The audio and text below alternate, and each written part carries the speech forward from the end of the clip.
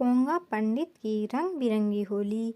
शहर में पोंगा नाम का एक पंडित था। वह अपने आप को बहुत विद्वान समझता था। वह लोगों के मन में ग्रह नक्षत्र वगैरह के खतरे का डर बैठाकर खूब दावतें उड़ाता। इस तरह उसे मुफ्त खाने की आदत पड़ गई थी। उसे बात बात में चुनौती देने की भी बुरी आदत थी। होली का त्योहार पास में आया तो लोग पोंगा पंडित ने मोहल्ले के लड़कों को चुनौती दी, मैं इस बार भी होली नहीं खेलूंगा।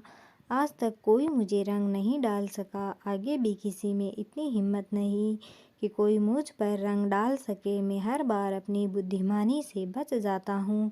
तभी सामने से आते हुए टप्पू बोला, क्या दोस्तों, इस बार होली जमकर खेलने का इरादा है न? इरादा तो है, पर पोंगा पंडित इस बार भी होली खेलने के मूड में नहीं है। पंडित हम लोगों को चुनौती दे रहा है कि इस बार भी उसे कोई रंग नहीं लगा सकता। तुम लोगों में से किसी ने मुझे रंग लगा कर दिखा दिया तो मैं सभी को जोरदार दावत दूंगा, पोंगा पंडित ने कहा। दावत की बात है तो हमें आपकी चुनौती मंजूर है, टप्पू ने कहा। देखो, वादे से मुकर मत जाना, नहीं। पंडित की जुबान से निकली बात पत्थर की लकीर होती है, पोंगा पंडित बोला। घर लौटते ही पोंगा पंडित रंगों से बचने के उपाय सोचने लगा। आखिर उसकी इज्जत का सवाल जो था। अब की बार सभी लड़कों ने कोई ऐसी योजना बनाने का फैसला किया जिससे कि पोंगा पंडित को रंगों से सराबोर किया जा सके। सब बैठकर कोई तरकीब सोचने लगे। तभी टप्पू बोला, मुझे एक आइडिया आया है।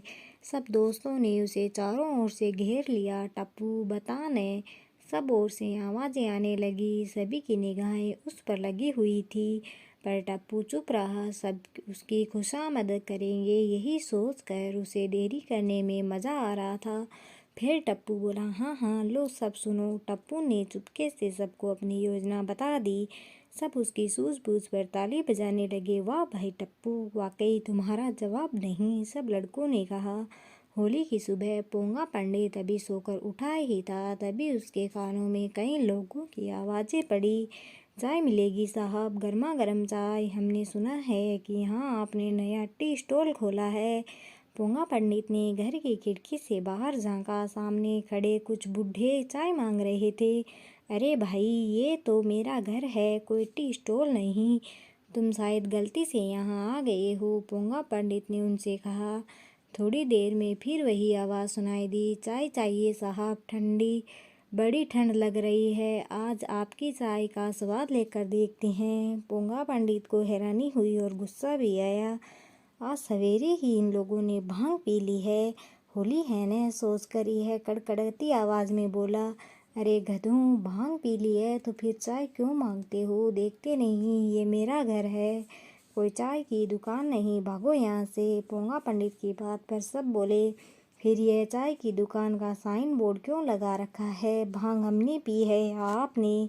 सबने व्यंग्य किया। पंडित को गुस्सा आ गया। वह ताव खाकर बाहर निकला। जरा दिखाओ तो, कहाँ है साइन बोर्ड? कहने के साथ जो ही उसने ऊपर देखा, साइन बोर्ड दिखाई दे गया।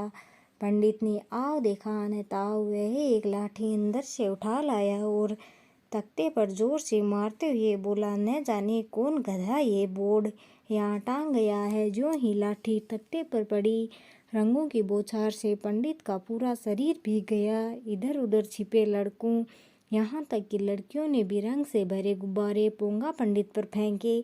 साथ ही ताली पीट पीट कर गाने लगे, होली है भाई होली है, रंग बिरंगी होली है। यह योजना टप्पू की ही थी कि साइन बोर्ड के पीछे रंगों से भरे गुब्बारे टांग दिए जाए। जो ही पोंगा पंडित इस पर वार करेगा, गुब्बारे फूटेंगे। सब उछलने लगे, दावत देनी पड़ेगी पोंगा को अभी। पोंगा पंडित ने हार मान ली। ठीक है, तुम लोग बैठो, मैं अभी मिठाई वगैरह लेकर आता हूँ। कुछ देर में पोंगा पंडित खीर, हलवा पूरी और लड्डुओं का थाल लेकर पहुँच गया। लड़की लड़कियों की टोली दावत उड़ाने लगी। लोगों को बेवकूफ़ बनाकर हलवा पूरी खाने वाला पोंगा पंडित आज खुद हलवा पूरी खिला रहा था। दोस्तों, आपको यह होली की चटपटी कहानी कैसी लगी, कमेंट करके ज़रूर बताएं। धन्यवाद।